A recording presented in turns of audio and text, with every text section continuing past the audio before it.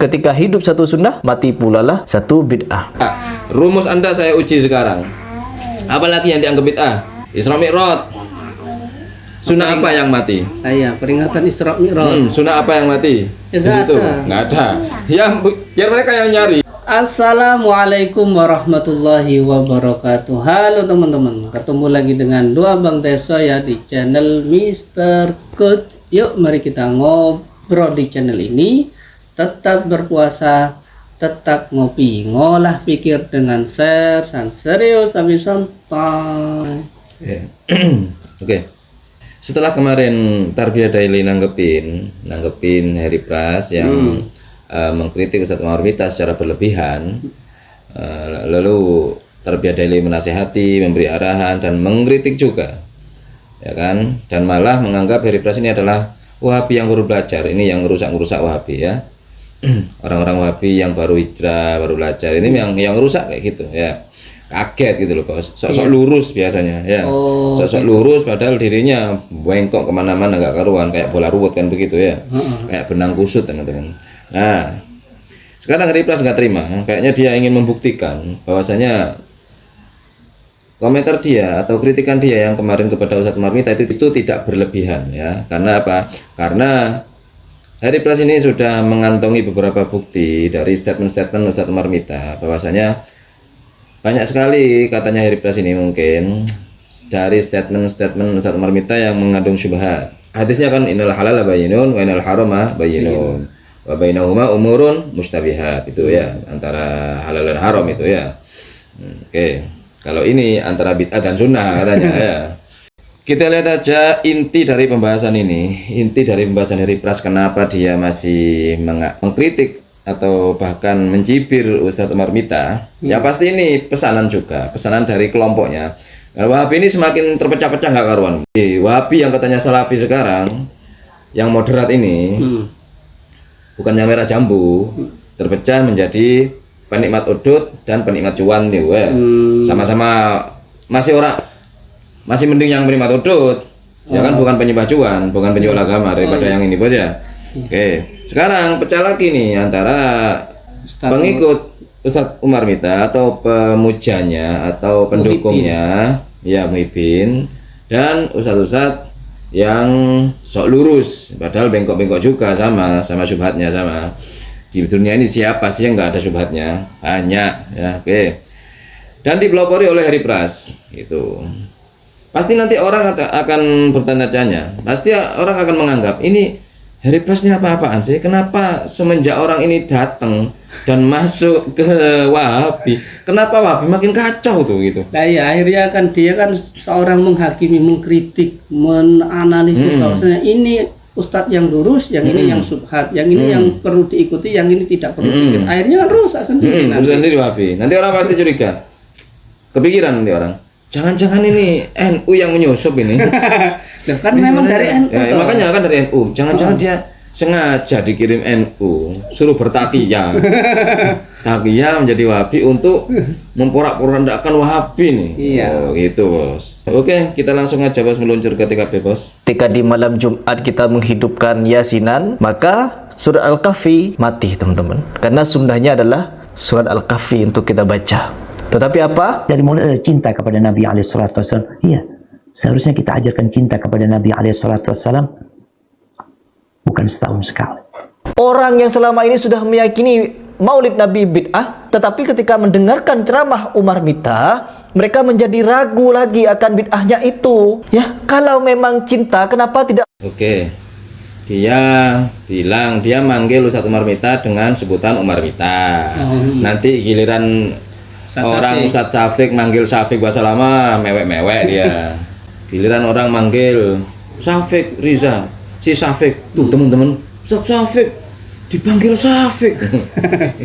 Gak ada akhlak ini. Ada akhlaknya Ustadz. Sekarang dia Umar Mita. Oke, lanjut apa ini isinya?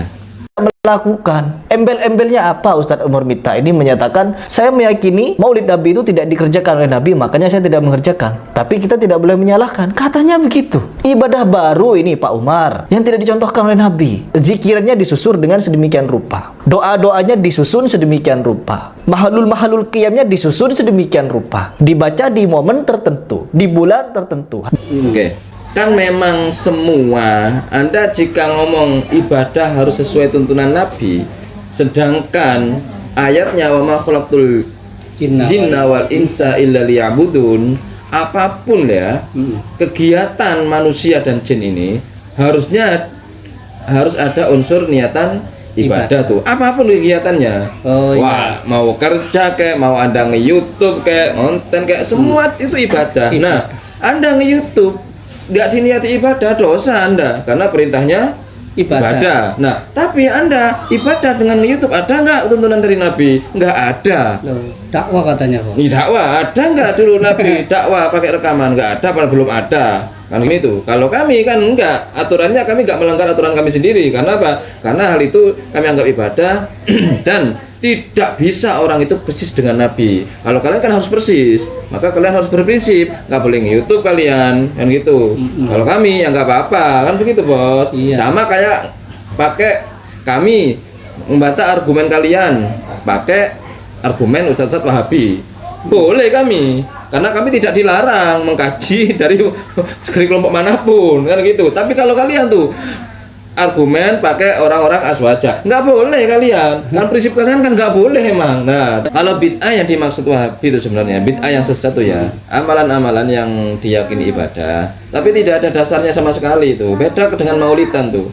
Maulid ya kan ada dasarnya semuanya. Yang pertama sholawat ya kan, shollu ya ayyuhalladzina amanu innallaha malaikatahu, dalilnya. Kemudian majelis zikir tuh ada dalilnya, yang dimaksud raudhah jannah itu ya majelis zikir. Kemudian di situ ada silaturahmi, ada juga dalilnya. Ada video yang dimana akan saya tampilkan tentang syubhatnya Ustadz Umar Miftah. Kalau kita berbicara tentang syubhat, tentunya kita berbicara tentang sesuatu yang membuat kita ragu. Di dalam kita beragama tidak boleh ragu-ragu. Kalau kita sudah menganggapnya bid'ah, ya sudah, itu bid'ah. Kalau kita menganggapnya boleh, ya sudah boleh. Jika seperti ini dia menganggap syubhat, maka sebenarnya semua khilafiyah, pendapat khilafiyah di antara ulama itu semuanya syubhat sudah.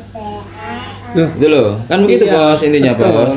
Dia menganggap semua pendapat ya jika syubhat semua. makanya jadi tidak ikhtilaf sudah. Berarti Anda mengingkari manusia sebenarnya. Manusia itu tidak boleh berbeda, bukan begitu. Karena apa? Perbedaan di seluruh dunia, perbedaan di dalam Islam ini yang diusung oleh para ulama dan para imam kita, ya kan bos ya. Kan perbedaan pendapat tuh seharusnya bisa dipakai semua tuh. Umat itu mau pilih yang mana, kan begitu, yang lebih masalah untuk mereka. Tapi menurut Wahabi perbedaan ini anggapnya syubhat gitu. Jika boleh, jika enggak ya enggak. Kan gitu bos. Nah, berarti semua khilafiyah itu syubhat sudah.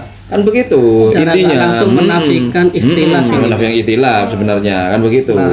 Jadi yang benar yang mana? Ya Wahabi saja sudah. Semuanya itu salah sudah. Intinya begitu yang dimaksud syubhat itu teman-teman ya. Di konsep Wahabi. Sunnah. Ketika hidup satu sunnah, mati pula lah satu bid'ah. Pengertian seperti ini sudah kita terapkan dan memang terbukti ketika di malam Jumat kita menghidupkan Yasinan, maka surah Al-Kahfi mati teman-teman. Kan? Oke. Ini rumus dari mana Anda? Apakah ini kalau Allah kalau Rasul? No, bukan. Apakah ini kalau Allah? Bukan. Kalau Rasul? Bukan. Bukan bos. Ketika hidup satu bid'ah maka mati satu sunnah. Ketika hidup satu sunnah maka mati satu bid'ah. Dari mana ini? Ini quote sebenarnya kan ya? Iya. Ini quote ini bid'ah Ini sebenarnya. dari Ustadz bos. Mau tuh ini hadis palsu ini. Kan begitu. Dari perkataan Ustadz akhirnya sebagai dalil. Contohnya katanya ketika hidup Yasinan Al-Kahfi mati. Kata siapa? Kan begitu. Kata siapa? Apakah Anda menganggap orang-orang yang membaca Yasin itu gak baca surat Kahfi? Membaca, bebas-bebas saja, kan begitu. Bebas. Berarti Yasinan ini dosa. Kan begitu? Membaca Yasin dosa berarti. Enggak lah. Kan ketika membaca Yasin di malam Jumat bid'ah. Gitu, Bos. Membaca Kahfi sunnah. Jika Yasin yang hidup Kahfi yang mati kan gitu. Jika Kahfi yang hidup, Yasin yang mati. Ini dari mana rumusnya? Kan gitu. Ini rumus aneh teman-teman ya. Dari mana? Terus apakah saya kalau baca surat Al-Ikhlas tuh 100 kali dosa juga karena nggak baca Al-Kahfi? Emang wajib ya surat Al-Kahfi ini? Kan begitu. Padahal sunnah. Katanya sunnah. Iya. Kan gitu. Katanya sunnah. Tapi kenapa ketika orang membaca surat lain atau ayat lain selain Al-Kahfi, selain sunnah ini, kenapa jadi nggak boleh ini kan gitu bos ya? Kecuali Al-Kahfi ini wajib terus ditinggalkan orang-orang, nah itu baru nggak boleh. Masalah kan sunnah ini. Ini kan sunnah kan gitu. Al-Kahfi ini kan begitu banyak sebenarnya, bukan Al-Kahfi saja perintah-perintah Nabi itu kan begitu bos ya.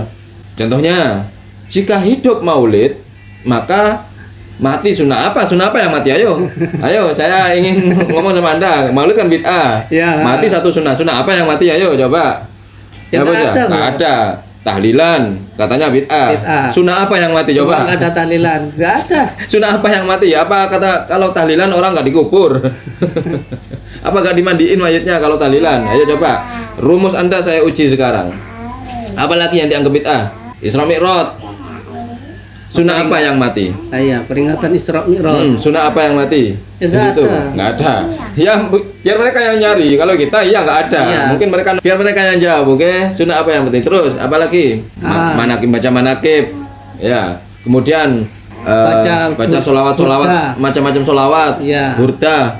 Ketika Naria. itu hidup, apa yang mati? Sunnah apa? Ayo coba. Bandingin ya coba. Saya ingin tahu jawaban-jawaban kalian ya. Bos, itu saja bos. Oke, itu saja obrolan hari ini. Mudah-mudahan bermanfaat, mudah-mudahan mencerahkan, dan mudah-mudahan kita bisa bersikap bijak lagi. Yang baik-baik semuanya datang dari Allah, yang jelek-jelek datang dari kami. Mohon maaf. Wa akhiru kalam. Assalamualaikum warahmatullahi wabarakatuh. Waalaikumsalam warahmatullahi wabarakatuh.